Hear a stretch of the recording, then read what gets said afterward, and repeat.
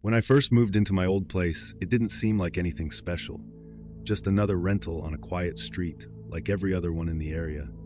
A brick three-bed with a small patch of grass and an old fence separating it from the house next door, which was almost a copy of mine, except theirs had a mango tree leaning over the driveway and a garage that looked like it hadn't been used in years.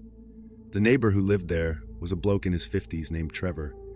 He lived alone, no wife or kids that I ever saw, just him and this little Jack Russell that didn't really do anything besides run along the fence and yap at birds. At first, he seemed normal enough, friendly in a casual way, the kind that says hi when you bring the bins in and might offer you a beer if you're both out front on a hot day, but not the type to make deep conversation, which suited me fine because I wasn't looking to make friends. I just wanted somewhere quiet while I sorted out a few things in life. The first few weeks were completely uneventful.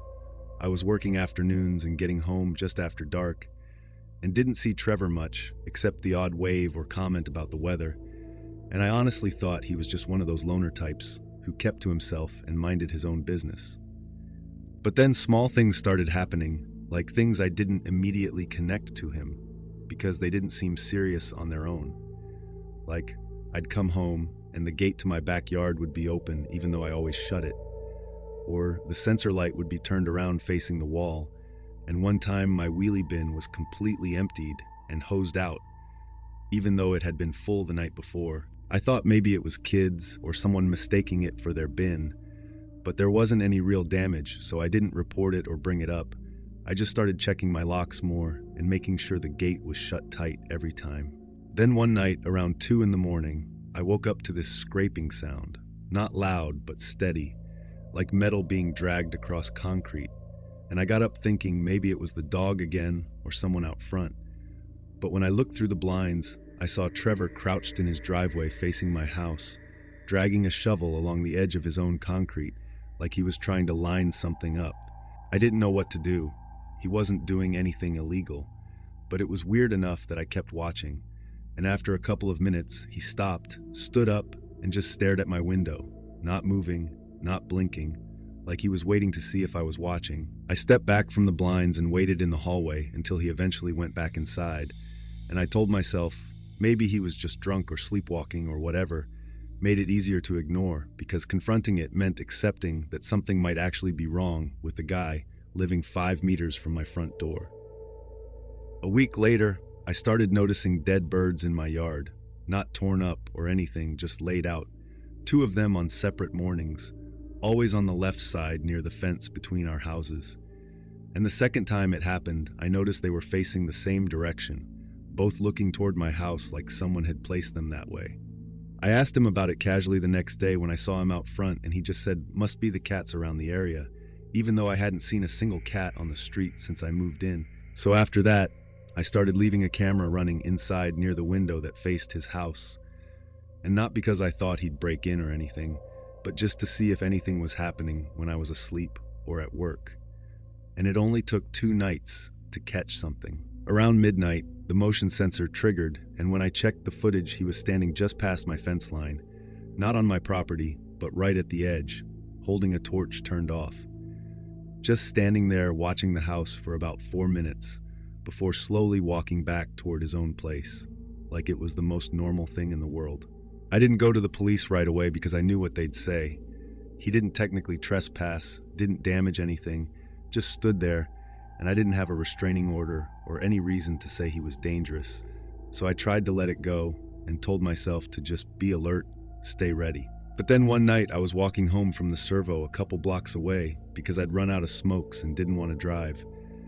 It was just past 11 and the street was quiet.